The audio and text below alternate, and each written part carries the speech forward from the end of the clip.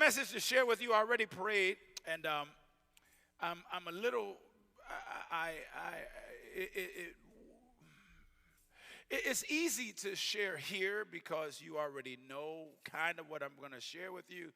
It's easy to share here, but it is something that we must be equipped and prepared for because this is the fight that we have. And I entitled this message on Father's Day, "The Curse in Black, not on, in Black America."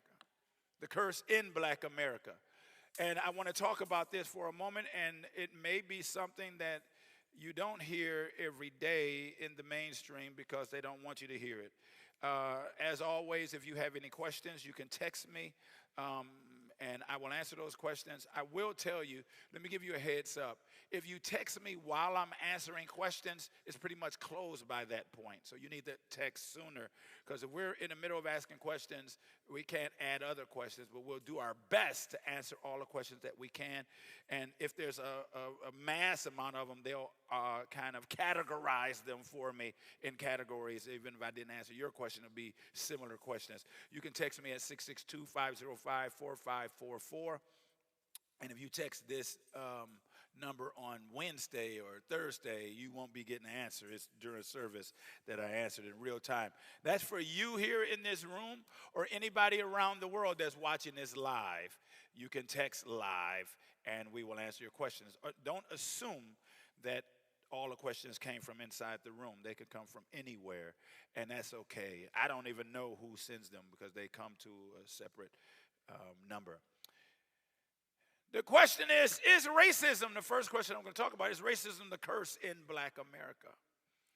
Is it racism that is the curse in Black America, the reason why we having challenges, and there are challenges in the Black community? Now, I do want to say this also. Everybody in our church is not African American per se. Everybody in our church, we have everybody. We have literal people who are Latino heritage, of mainstream white heritage, whatever that means. We have everything.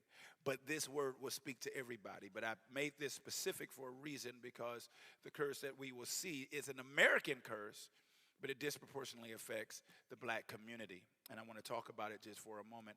And I think it's very important on this Father's Day to help free our minds and our spirits.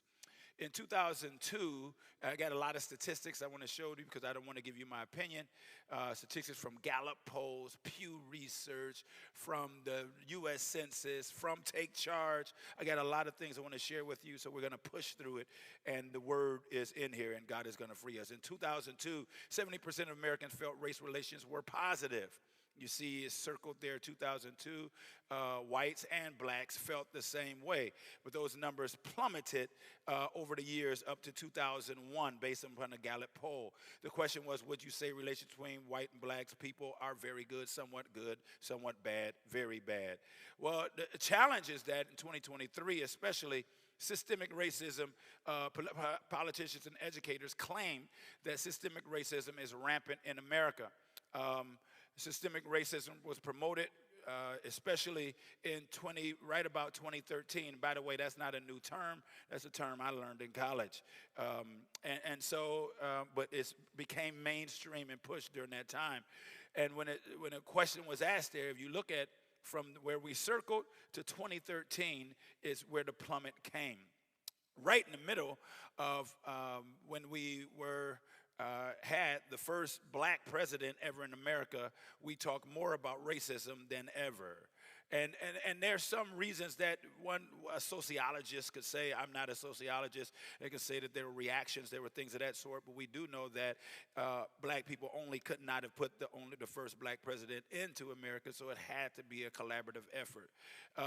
We see in 2023 also educators and politicians claim systemic racism is rampant in America, and there was really a push, I would argue, of systemic racism promoted while a black president was in the second term, as I said that, and there was a plummet. What does that mean? There was even an increase in news articles from You remember Occupy Wall Street right about what was about 2011, 2012. Occupy Wall Street during Obama's second term, going to his second term, an increase in articles about whiteness. We're hearing that even right now, whiteness, that the basketball girl, she's good in basketball because she's white and gets attention. I don't know. And so I don't want to go there. And then we also see numbers of news articles mentioning systemic racism spiked right about 2013. 2013 going up. There was a spike in articles about systemic racism. There was discussion on it.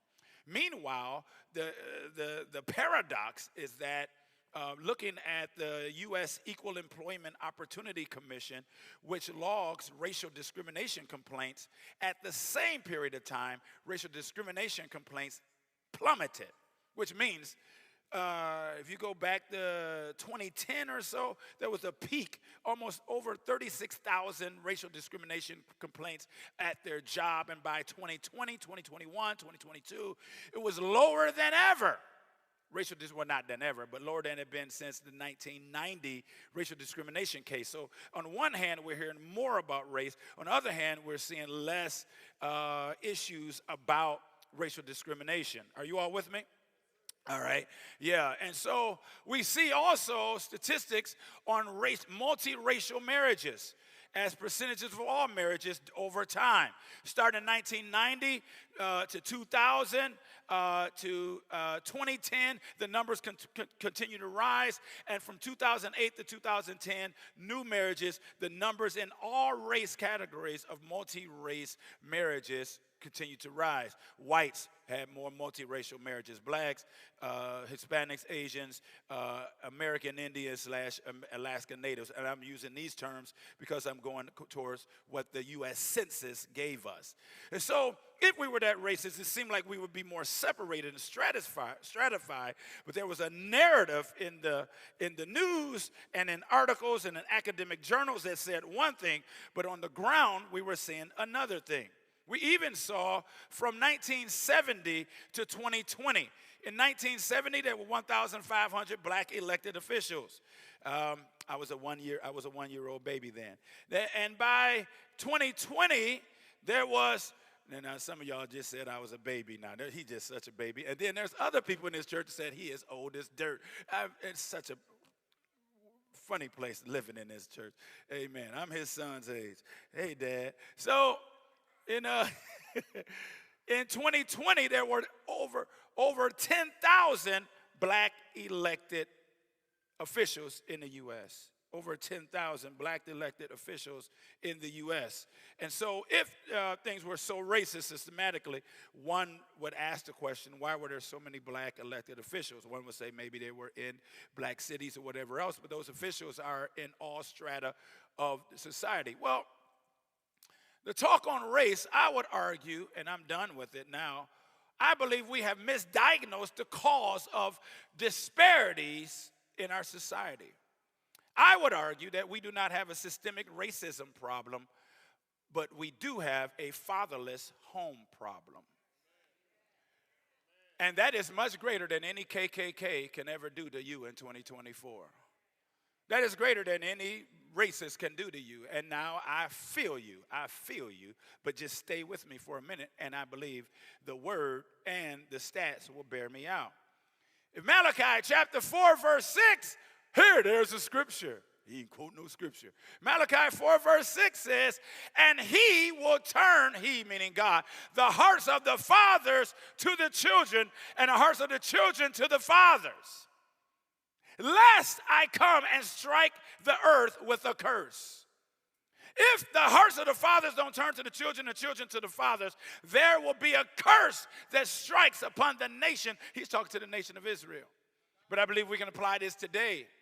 That when fathers have turned their heart from their children and children have turned their hearts from their fathers, when there's a movement to cancel Father's Day, and when you can't say Father's Day without everybody talking about the bad fathers, on Mother's Day we don't talk about the bad mamas.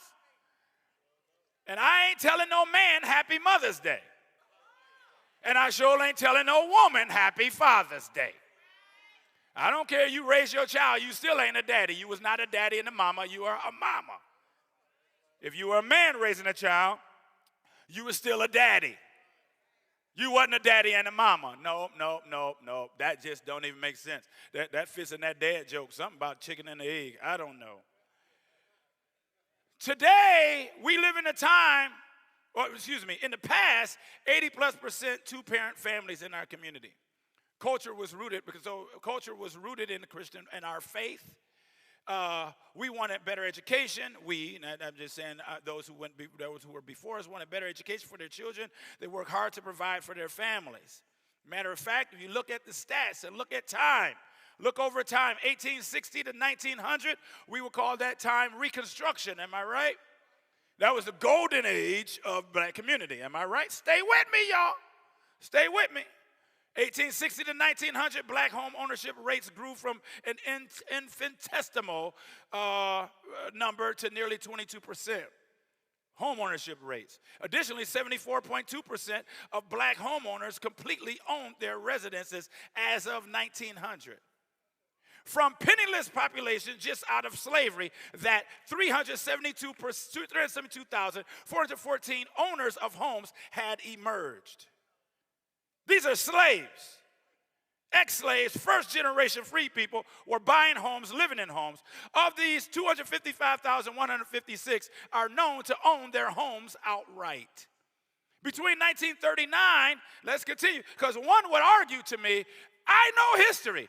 Oh, Pastor, that was the Reconstruction period. They unleashed Jim Crow on us, and we lost everything. They demolished Black Wall Street. They demolished everything everywhere else, and we became poor, and we had nothing. That's not exactly the case. Because the stats show us also that between 1939 and 1960, median incomes rose for black men 568.5%. Now, black men didn't make as much as white men. White men's income rose 362%, but black men's income rose by 568%. In 1940, every 87% of black Americans lived below the poverty line. By 1960, only 40% lived below the poverty line.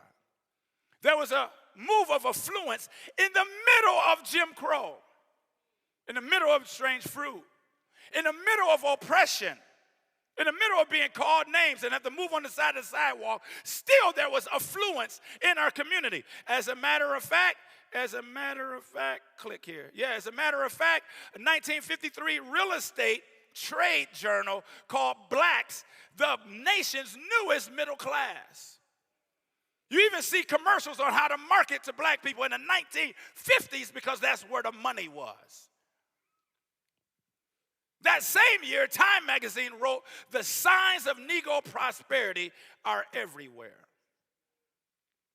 So this is before Lyndon Baines Johnson's War on Poverty. So the question is, what happened?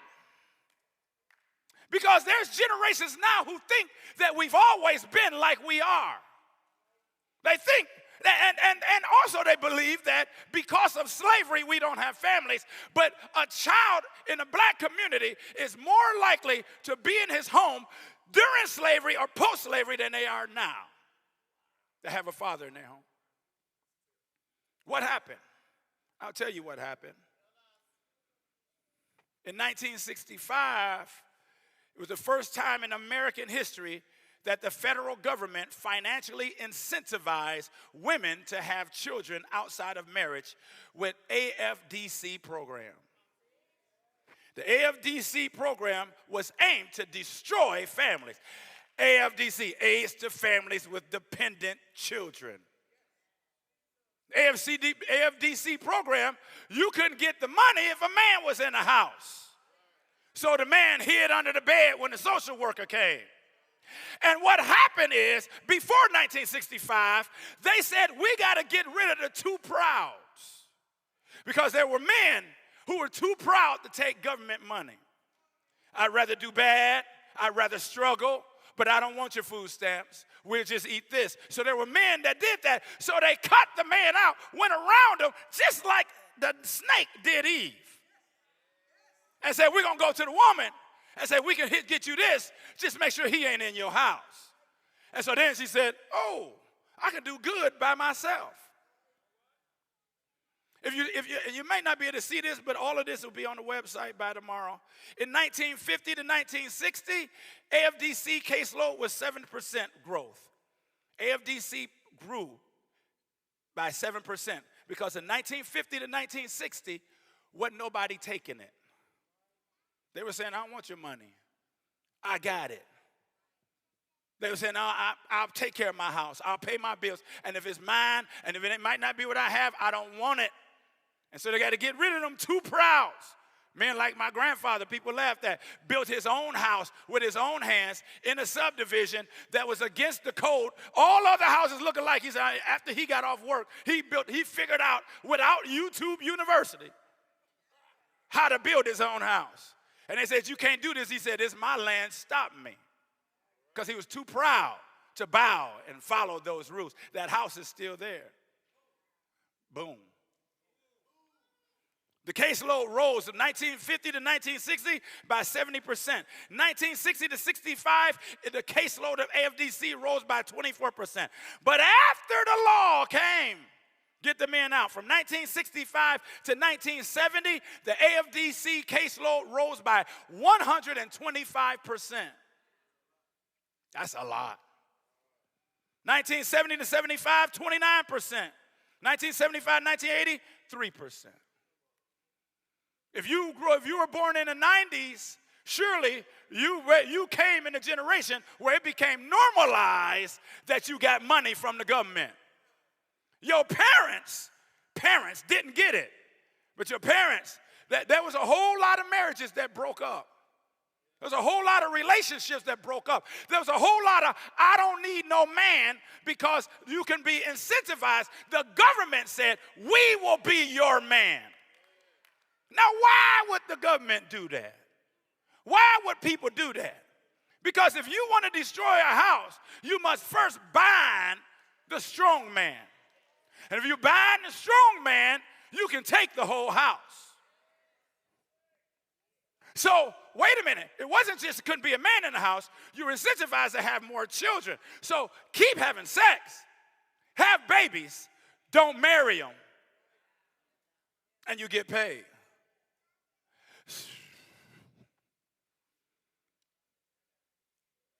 So, look what happens when we got help from the government.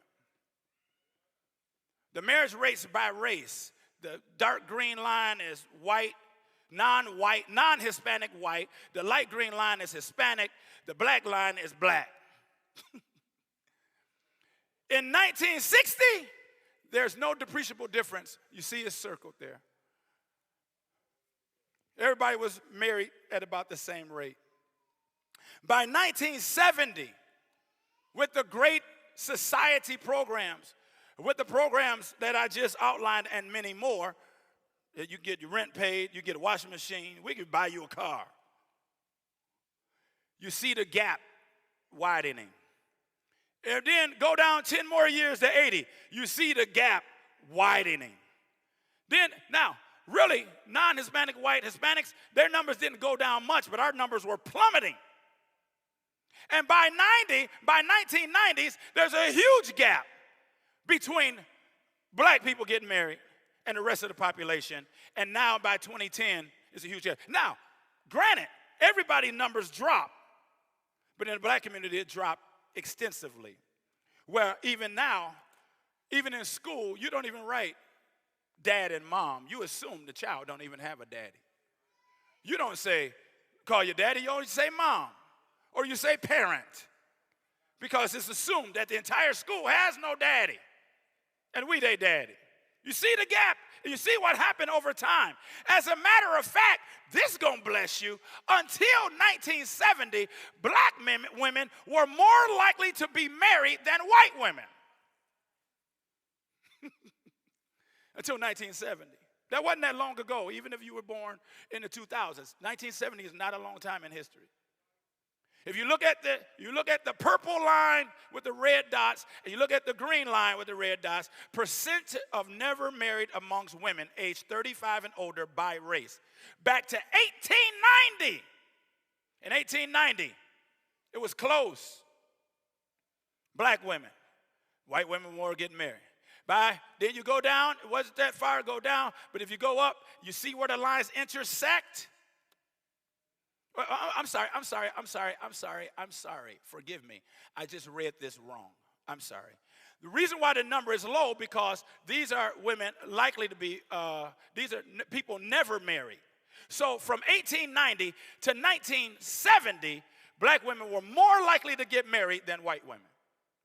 For 1890, 1970, close to 100 years. Then 1970, something happened. What happened? I already showed you. Then, not only did the numbers go up, look at the numbers spike down to now that black women not getting married at all. Now, that's not necessarily Tabernacle's story, but it is our story. And it is a case. Why is that? Well, at the same time, the growth of unwed childbearing by race. Because we can sit here and bash men don't take care of their kids, and that's the problem. Oh, it's much bigger than that. Why do we have men that didn't take care of their kids? Because their granddaddy didn't take care of their kids. And why did their daddy and granddaddy not take care of kids? Because there was a systematic, demonic plan to destroy God's greatest institution. Why are you preaching this, Bishop? Why are you just preaching we can shout? Because you can't, a family is exponentially more important than a church. Family is more, pastor, no, pastor, I should be your second pastor. Your daddy's supposed to be preaching to you and your priest at home. I'm not that important. I'm just a guy that supports what daddy said at home, what your husband said at home. But if you destroy the house, then you can't have a church. And if you can't have a house or a church, you will never have a community. The community is done. It's finished. Growth of unwed childbearing by age from 1930 to 2008. Look at the jump. Look at 1930, how close the gap was between blacks and white non-Hispanic. And look how much it jumped, and look how far the gap is. And this is 2008. Over 70% of our homes, no daddy in the home. The courts, child support, going to the court, coming to the house is the best way we see is support of a child. In Shelby County, I got Shelby County stats. In Shelby County, 2020, unwed birth rate of black women is 82.5%.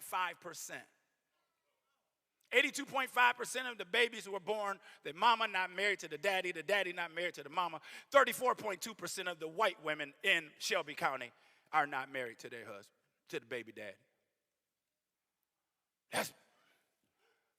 That's egregious. And guess what? To talk about it, there are folks in here mad at me now. Well, you talk about that, don't talk about that. Leave that alone.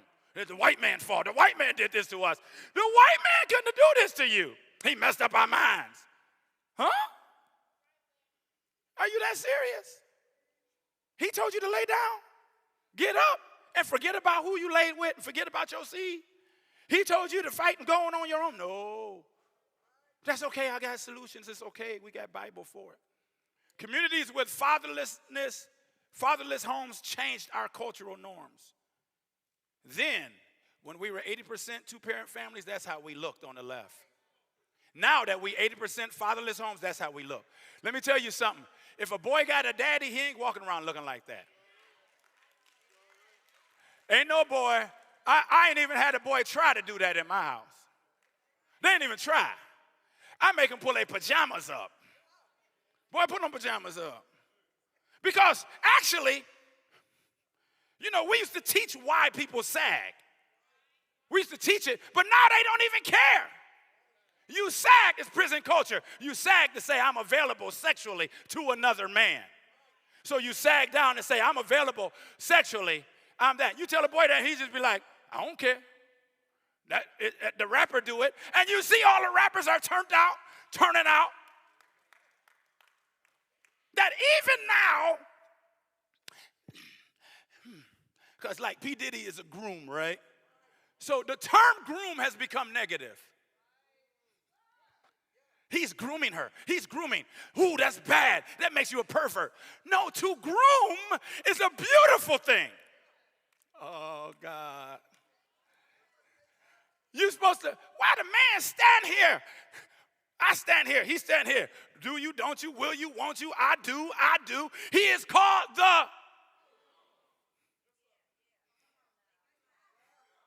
the groom must groom his wife, build her up, strengthen her, build a home with her, set things in order. He's grooming her to build a destiny, to build an empire. Oh, yeah, marriage is empire building. You're about to see that in a minute. He's grooming her. Now to say, so when they come, we got weddings happening this year. When they come to get married, the groom must groom his wife. How does he do that? It tells us in Ephesians, husband, love your wives like Christ loved the church. You don't beat her because you don't even hit your own self. You build her up. You forgive her. You lay your life down for her. That's grooming. My wife, your wife, anybody else's wife should be better because she married you. Man, I got 4 claps. And women looking at me like this. No, let me tell you something. If I play basketball, you say what you want. I really don't care. I don't have a dog in the fight. I want to be on the team with LeBron. Because all I can do is throw the ball up in the air. He dunk. He going to make me look good. I'm going to look good. I just come down, just whoop, go get it, LeBron. Hey, who you have on your team is important. Yeah, who you got on your team, you could be a champion. But if you got nothing surrounded by losers, so your husband should make it better. And by the way, let me say this now. This is a good place to insert this.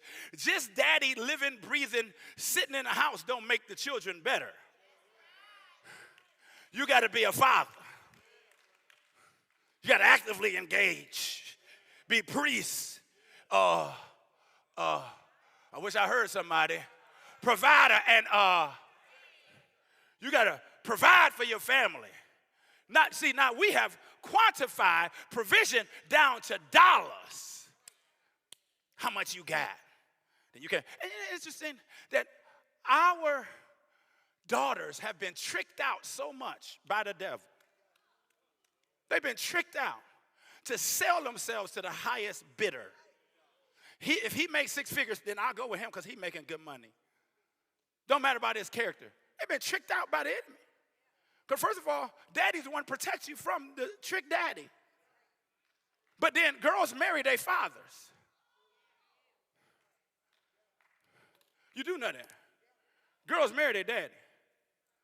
What's that say? Well, let me clear this up for the kids. Like, what? You married daddy? Girls marry somebody like their daddy. How about that? Let me just clear that up because I just felt that in the spirit. There are no children's church today, and some child will be confused for the rest of their life. Look at this. Violent crime statistics. Thank you, y'all. Thank you for that. Appreciate it. FBI violent crime rate increased significantly with the fatherless rate, with the Great Society rates. From 1960, you see how low crime is. Peaks in the 90s. And if you continue, there we go. Thank you. Thank you for that. If you continue there, you see as fatherless homes increase, we increase the crime at record levels. After the AFDC program, see that circle, AFDC, in 1965, then increase in crime disproportionately. This didn't have nothing to do with racism. This didn't have to do anything to do with poverty. We were poor. 47% poverty. We weren't jacking each other, killing each other.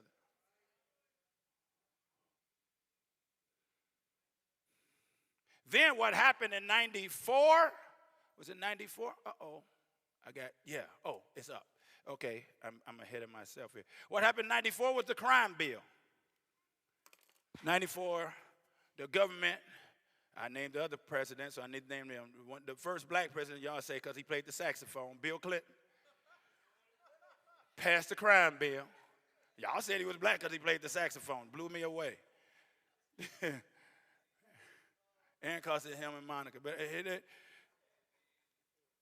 thank you. The crime bill locked up everybody. Lock them up, throw away the key. That is the zenith and the catalyst to the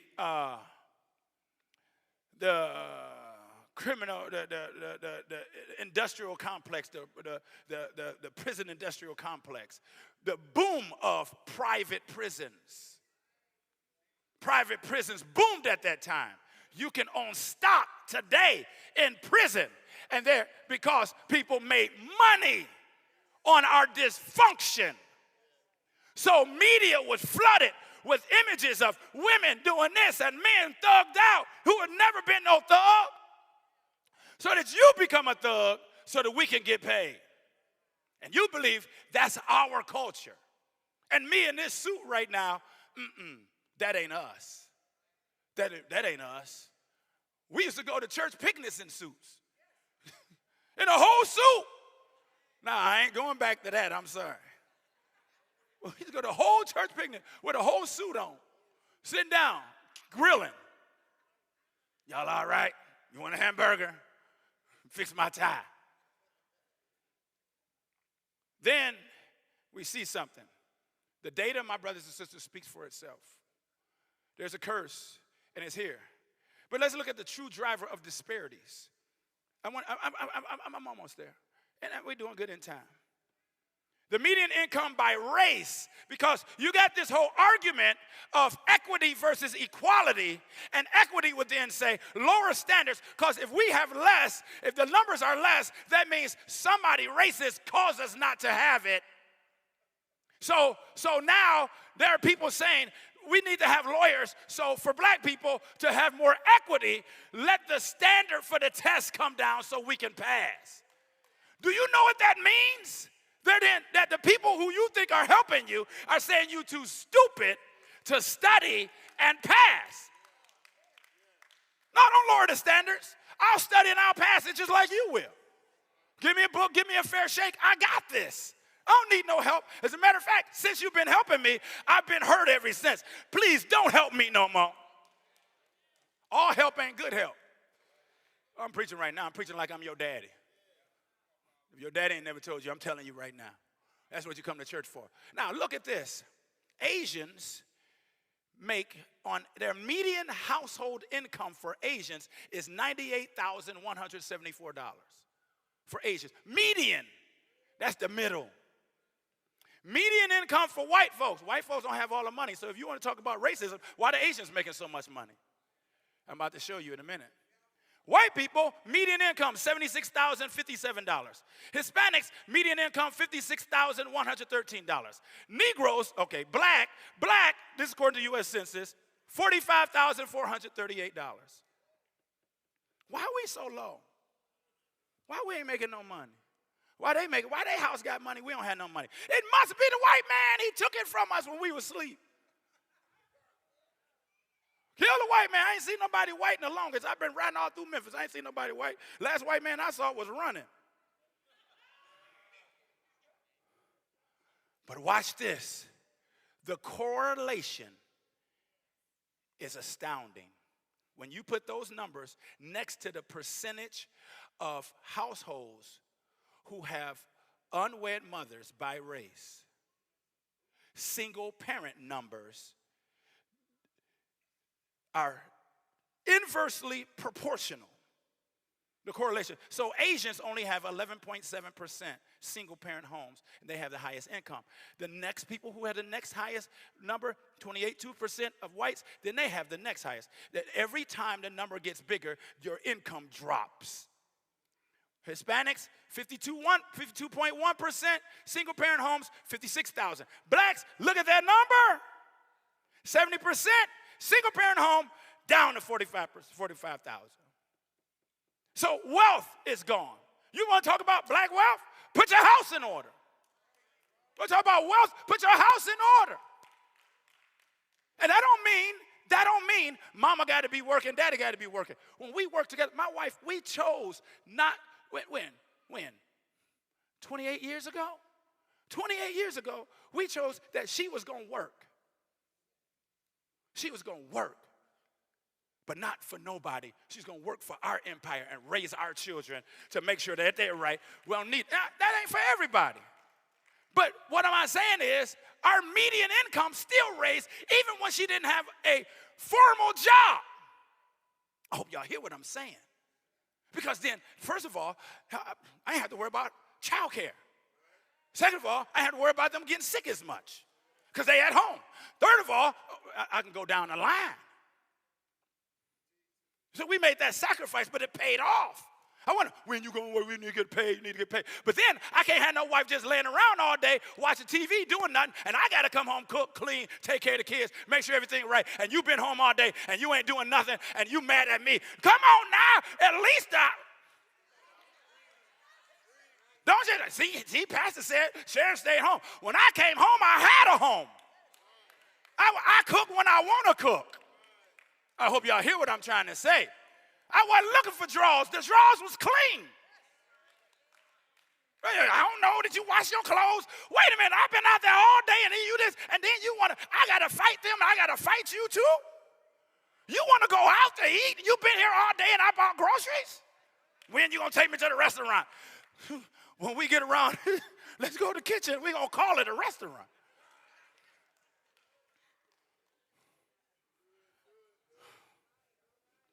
Stay with me. I'm almost there.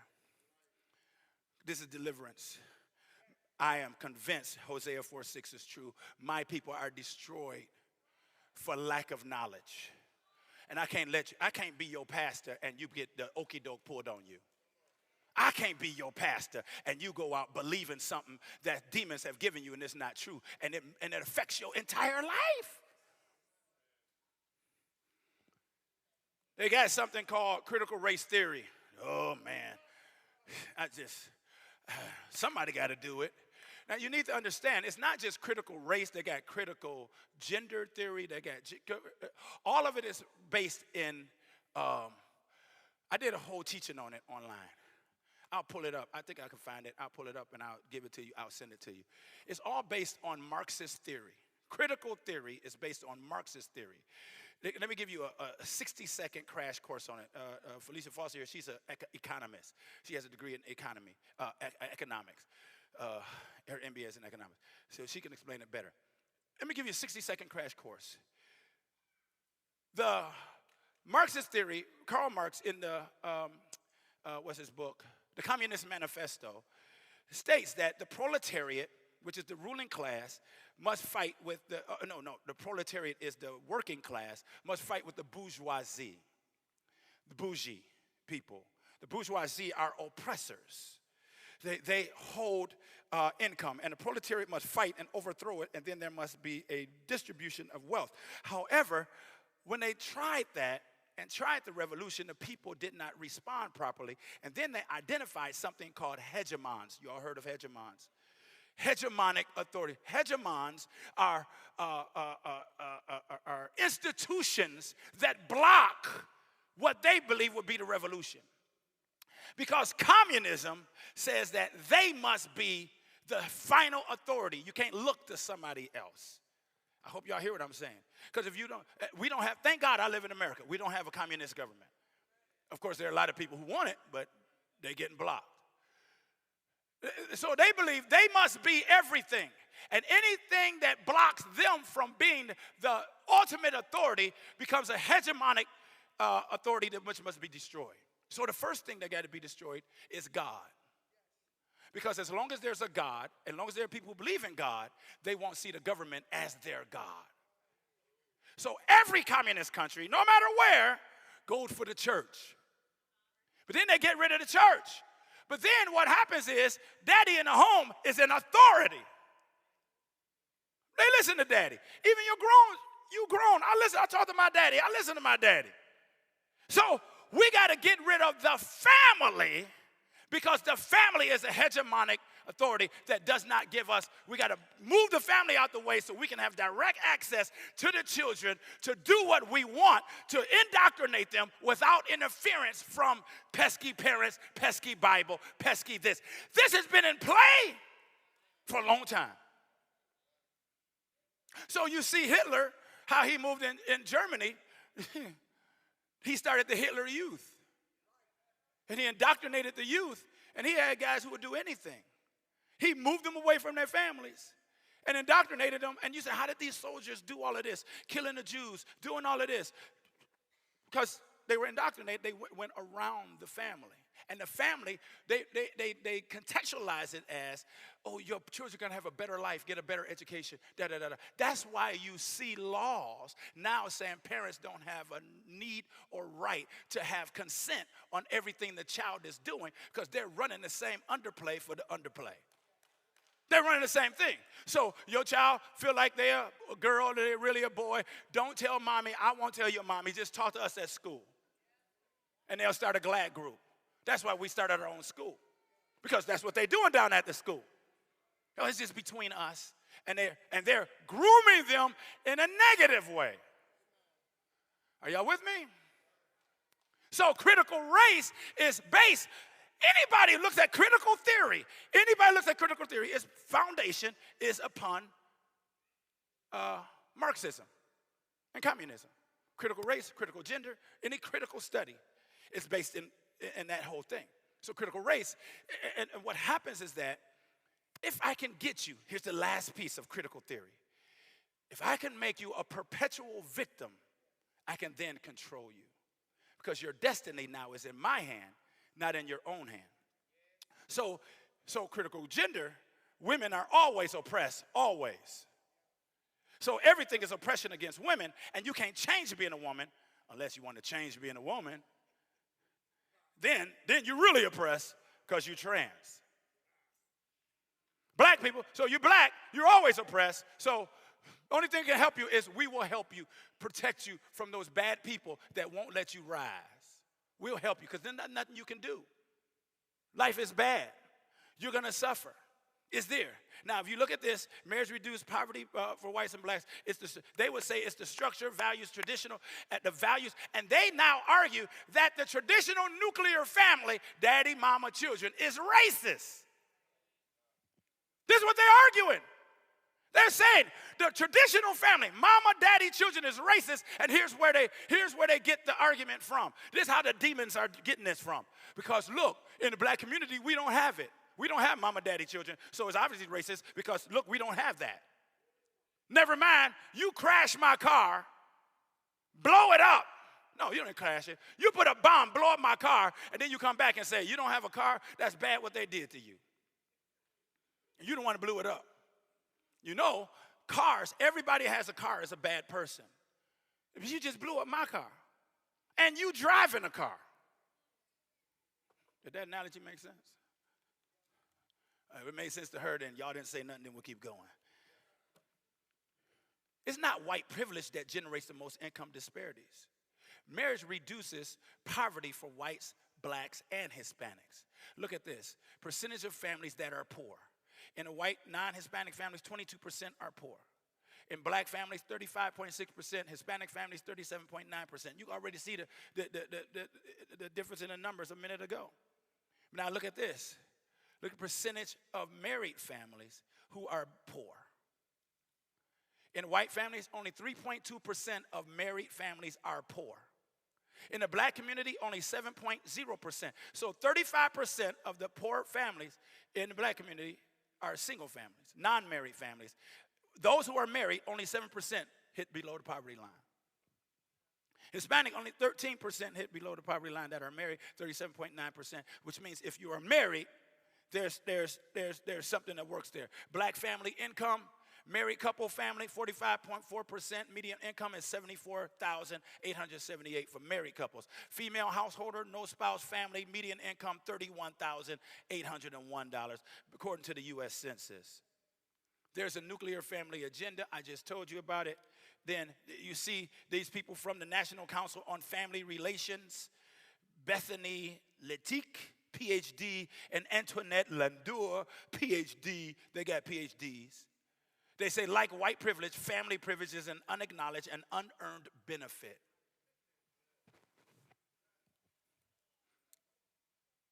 Now, I could do this all day. I can play quotes for this. It would be like a whole hour. They're saying, if you got a family, you didn't even earn that privilege, but you're privileged. And the truth is, if you have a family, a nuclear family, you are privileged.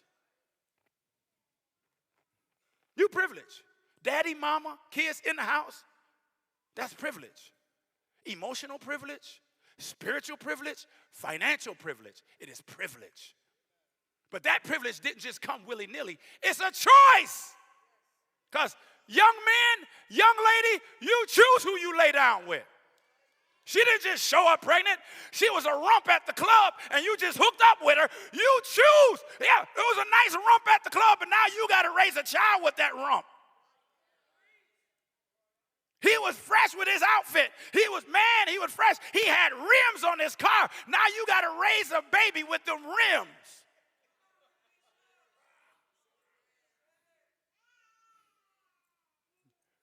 The animals are selective of who they mate with. The animals say, no, not you. Nope, not you. I need the best. But now, since AFDC, watch this. Our standards for who we marry is here. But our standards for who we sleep with is here. So then you sleep with somebody here, and then you say, all men are dogs. All women are thoughts. Because your standard for marriage is here. You sleep with here. You met them downtown, down on Beale Street. Don't know nothing about him. Don't know his mama, don't know his daddy, don't know his cousins. Don't even know if he's been to school for real. Don't even know if he can put a sentence together. Now you mad because he ain't paying child support. Well, he didn't even pay his car note. The car you saw him in been repoed before the baby was born.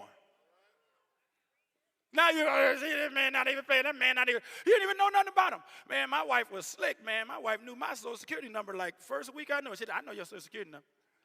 And I said, how and why? She said, I just do. I still don't know hers. I be asking, what's your social security number? Mine, she tell me, it's boom, boom, boom, boom, boom, boom, boom, boom. Oh, I can track you, brother. She ain't got to track me now. She leave me, I'm going to say, let's go. Family privilege is a structural mechanism hidden within our white supremacist society that creates systemic barriers to equal opportunity and justice for all families. Family privilege is they want to crash families because they say it's a privilege for you, and this hidden white supremacist. Where did family become white supremacist? What? Did the KKK come and say, you better get married today? You better get married because we told you to. On the contrary, the slave master said, sleep with whoever you want and give me the babies. And now that same slave system exists. Sleep with whoever you want. Bring the baby to me. I got it. Same system. Sleep with whoever you want. Get your groove on. Hey, young buck. Go make babies. We'll take care of them. We're going to take care of them when they're babies. We're going to give you a check. Then we're going to put them in prison, and we will get paid by putting them in prison. And the more thugged out you are, more people make money off of you. They make money off of our dysfunction, off of our lack of knowledge. I'm almost there. 1 Timothy 5:8, second scripture. I had to give you the stats so you know I'm not just talking. I've been to school too. But if any provide not for his own, and especially for those of his own house, he hath denied the faith and is worse than an infidel. I'm almost done. I want to share this story. I shared it before. You've been around this church a while. I shared it a couple of years ago. A true story about elephants in the Kruger National Park in South Africa. You know, 90% of Africans have never seen an elephant. Almost 98% of Africans have never seen a lion. Unfortunately, people here think, did you have lions walking past your house?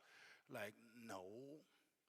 And so they have these places that would probably be, national park would probably be from here to Jackson, Tennessee, to Jackson, Mississippi, to Little Rock, fenced off.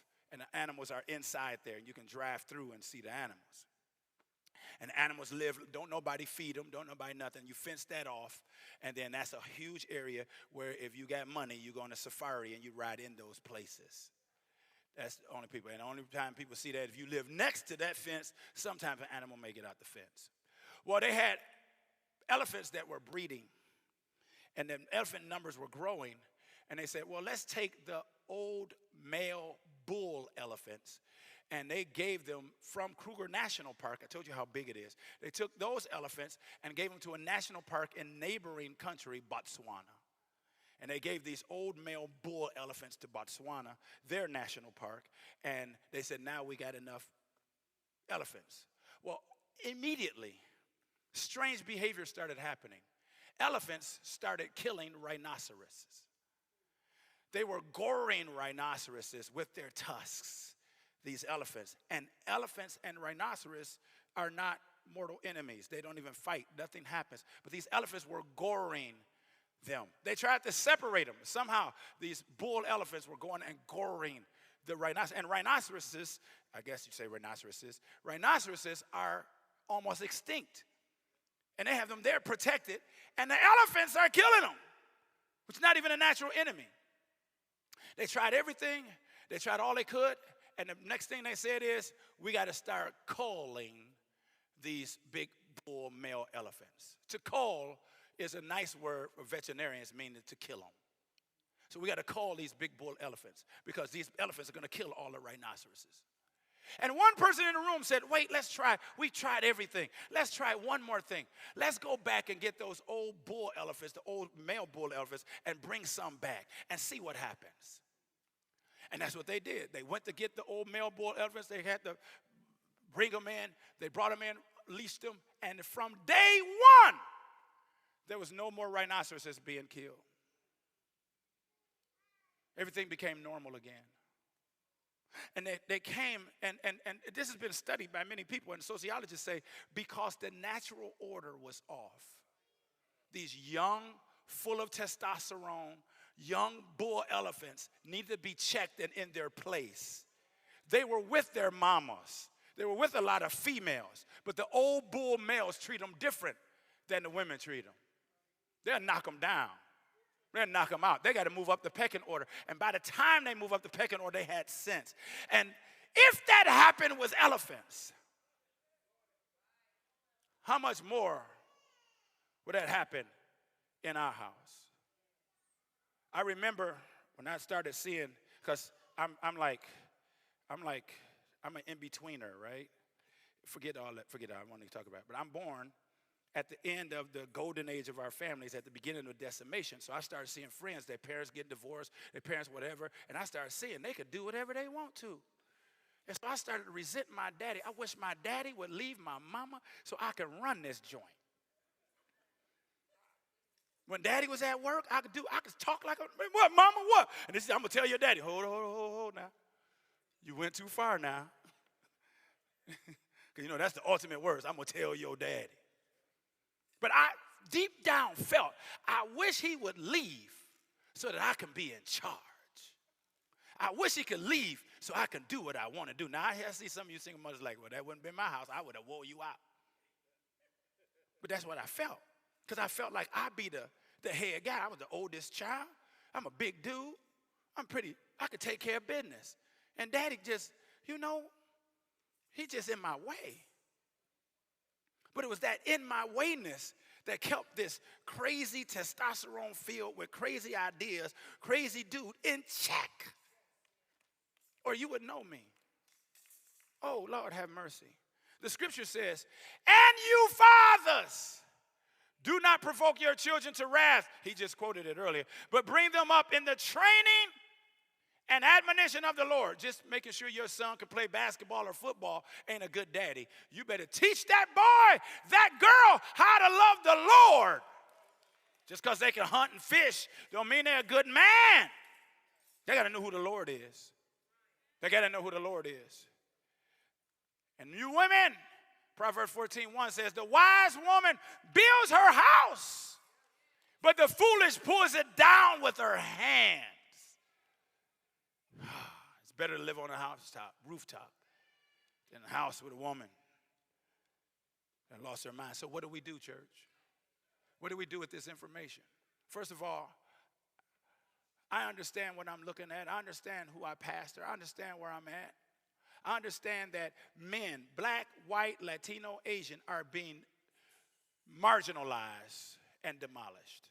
And I also understand some things you can't change. Because I wouldn't advise some of you I'm not telling you go get back with your baby daddy, because that baby daddy crazy. You go ahead, but I'm going to show you what to do. Is that what he mean? Let me text him. The pastor said we should be together. No, not that one. He ain't the one. That ain't what I said. It would have been better had you picked a better person, but don't go back to him. No. First, let the church be the church. Oh, sorry. Let the church be the church. There are no single parents in this church.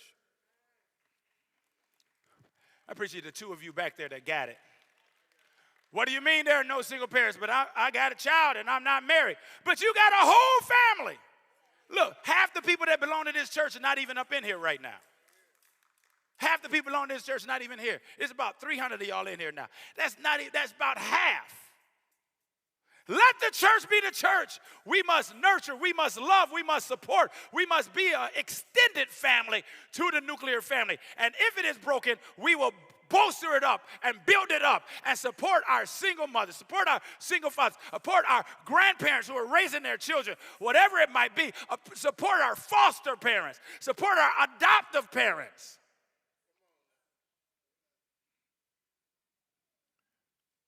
Sister Mawai, can I say her name? Can I say it? Sister Mawai comes from Tabernacle in South Haven. They have how many children, Sharon? They got 8 children. Because where I pastor, we have multiple children because we say it's okay. We don't follow that world stuff. She got 8 children, just had twins that are 5 months old. There was a lady in their church. He's a pastor in Pumalanga. Those of you going on Youth on a Mission will meet them in Pumalanga. They just started a church about 4 years ago. They got word there was a mother down the street that just had a baby and she didn't want her. The baby was brand new. They went there to talk to her, and she said, had you not come, I was going to bury this baby alive. I don't want it. She's going to bury the child alive. This week, the mother who just had twins who were 5 months old said, give me the baby. And she's breastfeeding now 3 babies and taking care of somebody else's baby. And I said to Sharon, now, we got to figure out something. Somebody got to get him. We can get somebody in the jurisdiction, somebody somewhere. And she said, no, I got her. My children love her, and this is our child. And if people just help us to raise this child, we're going to be all right. I know y'all don't like me saying it. I know you don't like me saying it, but I got to say it. I got to say it. We live in a time where people love animals more than they love humans. And you will adopt a dog or a cat, I hate to say it, and call it your baby while babies need help. We got to be selfless and support one another. You know, the problem with the church, we started following demon stuff. We started advertising. We helped single mothers, and we didn't even help the married mothers, which means we followed the AFDC program. Think about it. We started saying, we help single families. We help single families. We help single families. Meanwhile, you got married couples over there. Oh, y'all good. We're going to help the single folks. That's the exact same thing the government did. That's why we help everybody. I don't care about your income. In this church, you need diapers, come get them. Just don't abuse it. Because if we catch you selling one diaper, take it out your behind. That's what my daddy said. I'm going to take that money out your behind. Let the church be the church. Let it be a place where family can flourish. That's why my wife called the children up, because we were talking this week and said, we don't see the children dancing as much as they used to. I said, somebody must have told them not to. Let my children be free. Let my children dance. Y'all won't dance. Some of y'all say, you got Arthur. You got Arthur. You can't dance. They don't have Arthur. Let them dance. Don't be jealous of the babies. Let them dance. That ain't bad. They need to know this their place. That's why she called him up here. If she didn't, I was going to call them up. Then they was acting all shy because they was up too high, Sharon. They was up too high. These lights are intimidating. Men and women must be intentional and in unity to model the biblical model of family. You married. Let me tell you what. Brother said it earlier. Your wife got on your nerves. Wives tend to do that. Not a man said nothing. Your husband got on your nerves. Husbands tend to do that. Now the women thought, holler, yeah, men were scared to say anything. When you had your chance, brothers. Y'all quite, it's Father's Day. I don't want to cause no problems. You can't live with nobody for a week without them getting on your nerves. If I'm hanging out with you a week, you on my nerves. Come on, y'all. We was at the whole men's retreat. Those folks like, I can't sleep in this room. That brother snore too much. Well, what about his wife? That's what I started thinking when I heard the snoring symphony. I started praying for all you wives. Said, my God, these boys play the trombone. One brother went and slept in the car. I just can't tell. I can't sleep. You know how I cope with it? I put lyrics to your snoring. I started master mixing. Wicked, wicked, wicked, wicked, wonk. And I just started putting lyrics. You can't stay with somebody without them getting on your nerves. I'm not happy anymore. What you mean you not happy? You ain't happy on your job. You weren't happy at Walmart. You ain't happy? What? You ain't happy? What do you mean I'm not happy? Think of the bigger picture. And don't just take stuff and don't just be in dysfunction. Work to destroy the dysfunction. Work towards oneness. Because it's even more negative for a child to be in a house where the parents are diametrically opposed to one another than it is for them to be together. We stayed together for the babies, but we fought all the time. You killing me. Older men need to disciple younger men. Brotherhood. I'm glad y'all can read. Take full control of the education of our children so that they have a biblical worldview. That's why we have a school. That's why we have a youth group. That's why we have this. And we need to start talking to young boys and young girls at the age of 5, 4 about being husbands and wives and what that means. You're going to be a parent one day. When we first started the church, there was a parent here, and the daughter, I said, one day you're going to be a wife. She said, me, wife? I ain't never, blah, blah, blah. And then she went and told her mama. Her mama came and told me.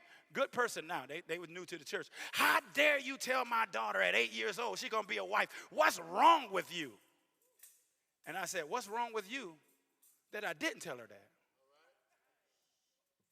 This is why I told her that. Now, maybe she won't get married, but she needs to have in her head, she's not just the special. She's not just the freak of the week. She's a wife. And unless you come to me correct, I'm not impressed. Hello, somebody. We need our boys to recognize their husband. That's why we had a young boy stand here and help the woman up. And a girl should expect the man to help her up, even though she can run up the stairs herself. So to know how to treat a woman. Take full control of education. We need to provide counseling and support for marriages, and families can't be left alone. Young married couples, quit just hanging around young married couples.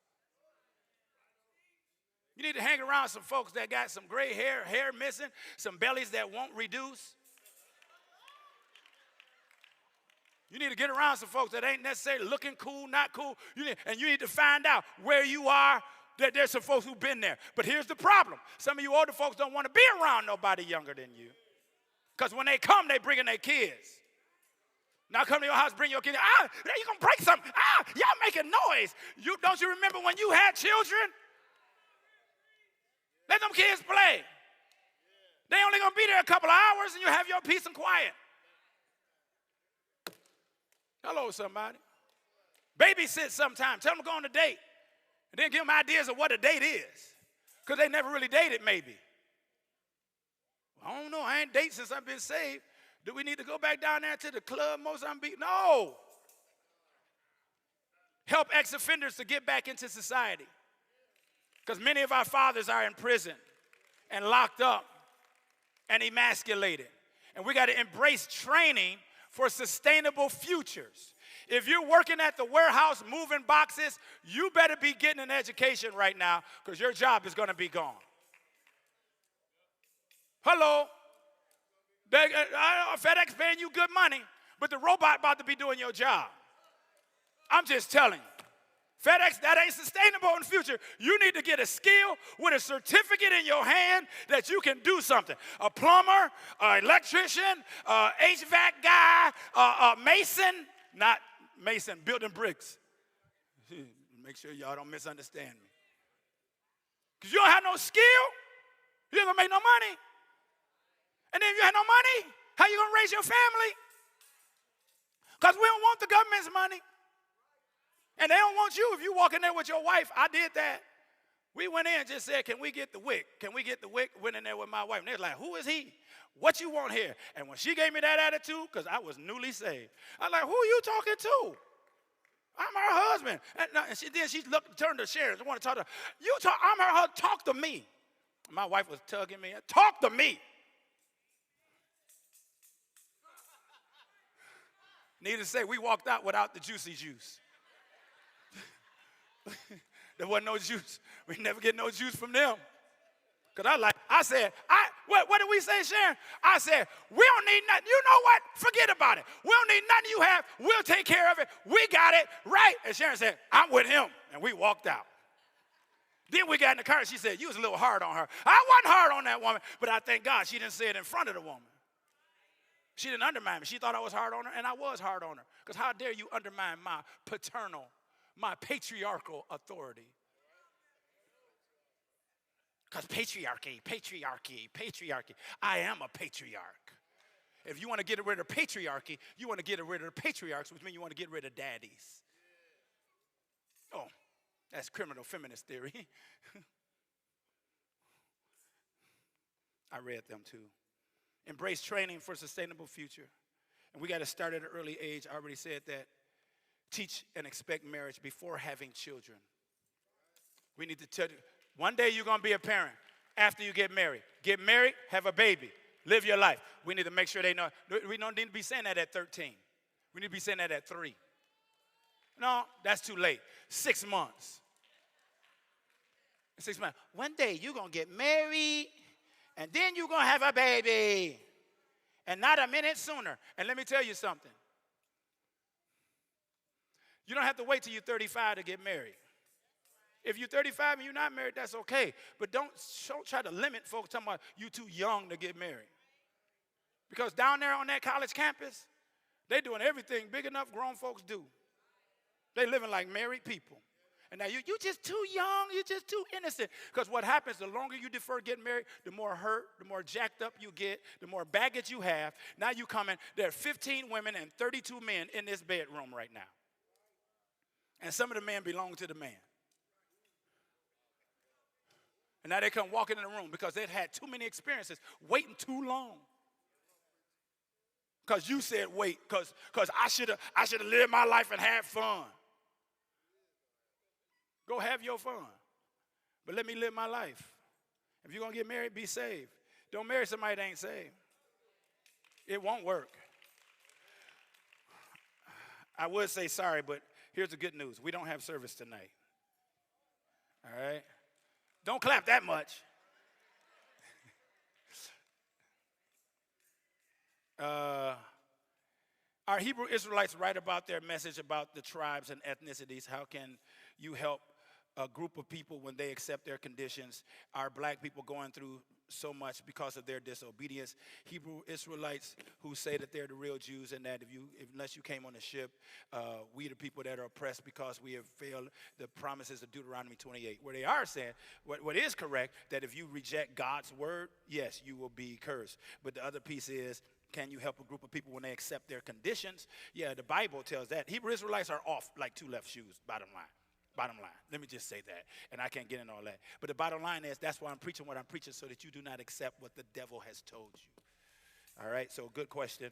When the outcome of the various government plans actually, wait a minute, when the outcomes of the various government programs actually planned, like segregation or Jim Crow or KKK terrorism, I'm with you, or were the outcomes incidental, accidental, or somehow unexpected? Did the deaths of JFK, Malcolm X, RFK, and ultimately the death of MLK, and this person's smart, and the reflexive and subsequent burning of our own neighborhoods and businesses contribute to the decline of the black community and was busting the final nail on the black coffin? Was affirmative action a hurt or a hindrance? And you just asked me 32 questions. It's a whole class. It was a great question. I'm going to do my best. Whoa! I pastor a smart church. All right. Were they playing? I think that the KKK was too stupid for that. However, I do know this. There was a time they finally said lynching is for amateurs. And we can lynch them better by killing their babies before they're even born. So, yeah, we can give them that. Lynching for amateurs. That's why they get mad. If police shoot somebody and whatever, they get mad. They even get mad. Why you bringing attention to us? We're killing 3,000 black folks a day. And ain't nobody saying nothing. They even pay us to lynch them now. And all the black leaders in the 60s and 70s recognized it as that until they got paid. Jesse Jackson, you can just pull him up. Jesse Jackson talked about lynching and abortion like to no end. H. Rap Brown, you go down the list. And then all those people who were leading out, they flipped because they got paid. So, yeah, if you want to see it something, 1973 Roe versus Wade decision was more egregious toward us than anything. Affirmative action never benefited you anyway. It benefited white women. So that's there. JFK, Malcolm X, because women are a minority, so husbands just changed the contract over the owner of the business to his wife, and then she got the minority contract, and you still don't get it. That's intersectionality, people. Did the deaths of JFK, Malcolm X, and our ultimate death of MLK and the reflexive and subsequent burning of our own neighborhoods and businesses contribute to the decline of the black community? I think that could. First of all, that wasn't all over America, and that wasn't in rural America. That didn't cause us to sell our farms. That didn't cause us to lose land. That didn't cause us to sell land. But I think that you can say that had some effects. In Detroit, just recently, did they just clean up from the 1968 riots? Just recently. I went to high school in the 80s, 1968 riots. I went to high school and passed burnt out buildings that were burnt out in 1968. We had black mayors. You tell me that. 68 riots. Or Linwood, up Dexter, all those areas. They just cleaned it up in the last couple of years.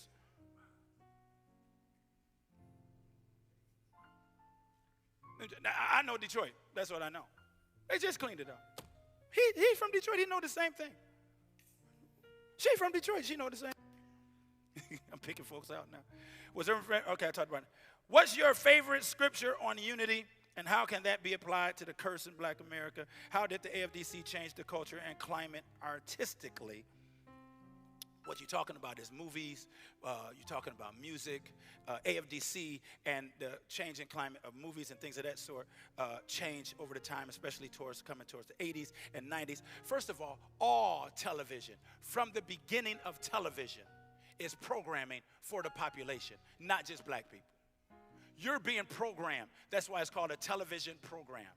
You're being programmed, like on remote control. All television. Television was invented to program you. And before that, radio was programming you. Your reality has become shaped. And then we could press buttons. And one could argue that many of the gains that we thought were gains in the civil rights movement were not necessarily gains because we were programmed to ask for those gains and not real economic gains. Because you got to go to Marriott. You got to eat at Cracker Barrel. I just let that drop by itself. Just let it dangle. You can eat at Cracker Barrel now. You can go to the Marriott. You was happy. We overcame. And then you look around and we ain't got nothing because we left all of our stuff. So the gains that you thought were gains were really not gains. And now people talking about let's get a black utopia, let's this, that. No. It's not. There's no hope in trying to find unity in melanin because we're not homogeneous. We're not all the same. Class stratifies us. Region stratifies us. This will not unite us. This can never unite us. The only way we can unite is under the banner of Christ himself. I know that's the case. No. Don't get me wrong. I'm proud of who I am. I'm proud of my melanin. You know, those of you who know me know I don't even like being as light-skinned as I am. But I'm too light-skinned for me. But my wife loves it, so it's okay. Bishop, you think all these things happen because we live in the last days, men being lovers of themselves? Absolutely. Absolutely, you're correct. How can I move forward when I'm in a single-family home? I do not want to rush into marriage. No, marriage is not the answer for you. As a matter of fact, okay. As a matter of fact, you probably shouldn't get married because disproportionately, those who get married with steps or whatever else, you get a whole lot of things that happen, and maybe you need to wait till your children grow up to get married. You probably should wait anyway. I didn't say the answer is marriage. I said for your children, you need to teach them. Get married, have babies, do whatever. For you, you need to push in, lean into this community that we have called a church. You need to sit with older women, younger women. You need to be in a prayer meeting. You need to make sure your children are educated in our school. You need to make sure that you press in and that they learn the word. And you need to make sure your home protects them from all the outside things. You need to make sure your sons get discipled by men in the church. By the way, I said brotherhood, we're going to talk about it next week. This brotherhood, we got something else to do. The following brotherhood, we're just going to show guys how to change tires, check their oil, and change their oil. Next brotherhood. Just show you how to do that. How to tie a tie. We had a whole men's meeting, and we said, wear a tie. And half the brothers didn't show up. They put on a suit that day. Why did they show up? They must not even know how to tie a tie. And that's embarrassing if you don't know how. Because we had an assembly line. Keely had an assembly line tying ties. There's a man. So our young boys probably need to wear a certain tie sometime. They don't need to just be laid back. They need to be comfortable wearing a shirt and tie. Our girls need to wear nice long skirts and wear a dress sometime. And know how to sit instead of just sit. Hey, Fisher Church, what's wrong? You don't have on jeans, girl. And even if you did, we don't want to see all that. What would be considered keeping a child away from their biological dad? He wasn't involved in the child's life, even while married. He was in the house, but treated us both awful, name-calling and emotional and physical abuse. And after divorce, he repeatedly tells people, I'm bitter and keeping the child away. I'm just trying to keep my child safe. Yup. Ain't that hard? That's very hard. I think that you need to be very prayerful. He probably hasn't changed, and you're not going to change what he says about you. He's going to keep saying bad stuff about you. One day, God will vindicate you. And the other piece is your child going to want to see his daddy or her daddy. And want to know him, then it has to be under supervised conditions and not just with you and him. That's when the extended family comes in. We got a gathering at the house, at my house with my daddy, my mom, and them. You come over here and you can see him there, but you can't leave with him. And you come on over, and you can sit here, and bring him to my house. How you doing? What's your name? Nice to meet you. Brother, that's your son. He's a good boy. Enjoy. And I'm going to sit there. I want this my child. Just because of your child don't mean I need to leave him with you because I know what you're capable of. Which means even all my family members don't need to have my child unsupervised. Sometimes your own mama don't need to have your child unsupervised. Your natural born mama. You left your child over your mama's house and you know what she did and let happen to you? You know how much stuff happened at Big Mama's house? I leave that at that because I can elaborate, but I don't need to because you know. You don't be that itchy. So this person, you talking about not getting married, you probably shouldn't get married. Ain't no rush. Raise your child. See him later. What would be considered keeping a child away from the biological that he wasn't? Oh, I read that one. What would be considered? Oh, you did it twice. Okay, I answered all the questions. Let's pray. I took a minute, y'all. I'm sorry. I'm not sorry. Sorry, not sorry. And I thank you for staying. I thank those who are online because I have an inherent responsibility. Listen, it is vain. Psalms 127 is vain to stay up late, to do all kinds of things and protect the house, because the labor that labors in vain. Unless the Lord keeps the house, those that labor in vain. Family is the first institution that God invented. He invented family before there was a church, because family is the basic building block to society. I already articulated that. This is God's thing. And the father, mothers, your father and your husband and your child's life, he's a good man. Maybe even if you're not together, but you know he's a good man. He wasn't abusive and whatever. Let that father be a man with your child. He's going to talk to your children different than you ever would. He's going to treat your children different than you ever would. You need that diversity in rearing. Yeah, you're just being too hard. Somebody better be hard on it.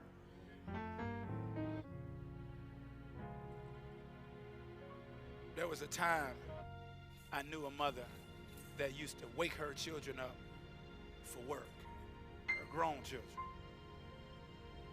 I got to wake him up. He said he was late because I didn't wake him up. I said, what is your problem? Waking up a grown-tail man. Mama, I missed work because you didn't wake me up. If you a man and you would do something like that, come talk to me. I'm going to give you some basic manhood tips. See, what I do is let them miss work. And then be like, where your money for food? Because you don't work, you don't eat. And sometimes you got to let them lay in consequences. Can't bail them out too quick. And daddy is meant to do that. Don't be having secrets. I ain't going to tell your daddy. I'm going to just between me and you. Because you're getting off easy now. But later, you're going to catch it. Fathers, father is not just biological. Mother is not just biological. God needs some people that will gather those around them and help rear them and raise them. You can't isolate your children. You can tell them everything you know. You can Google, study, do whatever. But if they don't have ontological balance, ontological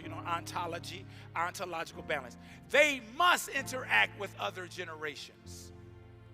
They just can't hang around their parents. If they don't hang around old people, there's something old people can do for your child that you will never be able to do. Their child needs to be around old people.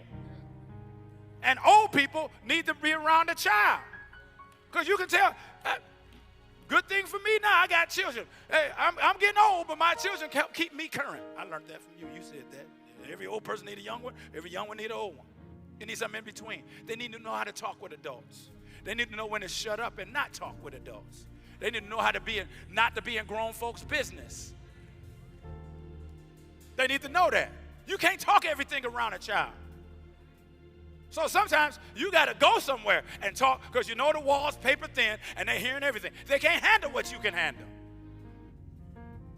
My daddy, I remember my daddy, I used to say to him, Daddy, I need some money. My friends got this, my friends got that. And my daddy started doing this. He said, go in my wallet. You can have all the money in my wallet. And I went in his wallet. It wasn't nothing. It was like $1. What am I supposed to do with this $1? I want some top Tims. Some Adidas. You know what my daddy said? He did this. It blessed me. He said, from now on, I'm going to bring my check home. And I'm going to give you the bills, and you figure out how we can pay these bills and how we can buy you some top 10s. And you recommend that to me. We see what happens. And the first time he had me pay the bills, I was like, oh, my God. Something wrong here. Is this all you make? This ain't working. You just go ahead and figure it out. remember I got big. I used to lift weights, work out, football, wrestle. I used to wrestle 300-pound guys in my football team. My daddy said something, and I did like this, and my daddy reared back and hit me. Pow! Hit me in the chest. Boom. My mama screamed, ah! And it was something that just, I think he knocked more of my soul than my body. My body wasn't hurt, but my soul left me. It was like Dr. Strange, you know, knocked the soul out. I'm like, you want some of me? No. No, sir. But you looking at me like, oh, sir. Enough is enough. You ain't got to worry about this ever again. Mom couldn't hit me in the chest like that. Daddy did. Daddy made hard decisions. And if you got a good daddy, you're going to hate him when you're young. You're going to respect him when you're older. If you got a bad daddy, he just cool. You're going to hate your daddy when you're young. He tripping, he petty, he always telling me this, that, and other. He preparing you for something. You got to know how to take discipline so you can handle a boss. You can handle rules at the job. I said wash the dishes, then wipe the table. Why did you wipe the table, then wash the dishes? What does it matter? You want to tell me? I said do it in that order and do it that way. And then my father used to inspect the table. He would lean down at the table and look at it and say, it still ain't clean. And I said, it look clean to me. It ain't clean to me. Keep doing it. And sometimes it would take, I won't say which one of my siblings, but my sister was raised different. But sometimes it was, my sister was raised different. She got another testimony. Yeah, she even went to McDonald's. We never had fast food. But anyway, it would take all night of inspections before he would say the table is right. All night. Come back. Nope, it ain't right. Crying. Oh, yeah. And then once you crying, you can't even see. He tripping at me. Why are you tripping? Then you learn how to get things done right the first time. And I ain't going to let you off. No, well, just it's good enough. Nope. That's how it needs to be. Shine your shoes on Saturday night. Let me get off of this. I see y'all at the Brotherhood. I want to pray. All is not lost. God can and is restoring. He's restoring in this place. Putting us together, building marriages, building families. Pretty soon, everybody come up here and I see them young guys running around with their kids and trying to get them right. Don't discourage them.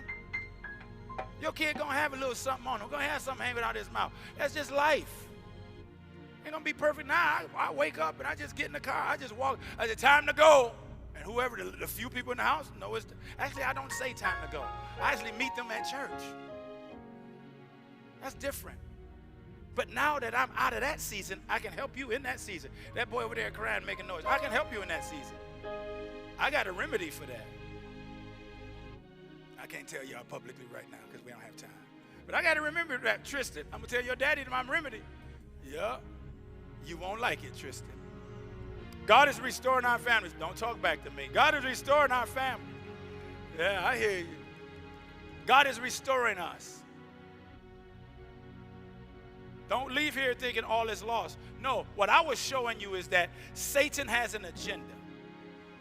Follow God's agenda and be free.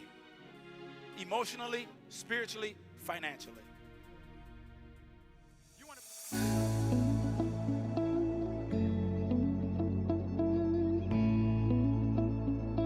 Hello, everybody. I am so excited. I thank God for the Tabernacle Church. Tabernacle Church of God in Christ here in South Haven is one of God's miracles. This is a huge miracle. It was December 2019 that God said start a church. We didn't know where, we didn't know how, and for sure, we didn't know that COVID was coming. God gave us to plant a church. We had obstacles looking around the entire metro area, but God led us here to South Haven. It was a God thing. But then COVID hit. We didn't know what to do, didn't know how to do it, but God showed himself. We began this church really as an outreach, giving out 6,000 boxes of food a week. We went beyond that, 6,000 boxes of food a week, to then being able to start services. June 2020, in the midst of the pandemic, we began services Sunday nights. Then October 2020, we began services in this building. We took full possession, full schedule, serving, and now God is accelerating doing the work. We are a part of a great miracle. There are great people of God. It's beyond my comprehension what God is doing. But now, what God has done in the past few years, He wants to take us to the next level. I believe in this season, there's divine acceleration. And as God is accelerating the church, He's accelerating the lives of God's people so that we can be a blessing. We want to pay this place off. We owe, it's $10 million worth of property, 17 acres, 100,000 square feet, 850 parking spaces. But God wants to do even more, not just to have church for church's sake, but to be open every day, a beacon to the community, a light. Once we pay this place off, we're going to launch our Christian school, K through 12. Take our children out of the mouth of the dragon and educate and raise up soldiers. We're going to also build on this side of the church building a senior apartment facility. Yes, at least 200 units where our seniors will be able to stay and we'll be able to minister and share. And at the lower level will be a place for businesses. And one of the things will be a restaurant, a healthy restaurant to feed our people so that we can be healthy. In addition to that, God is going to free us up to utilize His resources to have a pregnancy center on this side. Yes, prenatal care to make sure our mothers are well taken care of, to prevent abortions. Those who feel like there's no other hope but abortion will have prenatal care, postnatal care to prevent from infant mortality, and care for childbirth to prevent from the crisis of morbidity during childbirth. In addition to that, the gym on the other side, we're going to have it as a wellness, a health and wellness center where there'll be, you won't have to go to Lifetime Fitness, but that we can focus on the health of people things. In addition to that, our Bible training center where people will be able to earn degrees from associates all the way through to doctors. All of this is already in motion. In addition to that, our youth center, Youth Activity Center, which will be above the gym. Our Senior Activity Center, which will be, it's actually started now, which is starting here in the church. And finally, our record label. There are so many things that are happening. It's so great that what God is doing. And the beautiful thing is once we leverage that and leverage the land that God has given us, all of these things are already set in motion through partnerships. We won't have to raise any more money. We won't have to do anything. God is going to do a miracle in this place, in our homes, in our lives. And I'm excited to be a part of the miracle.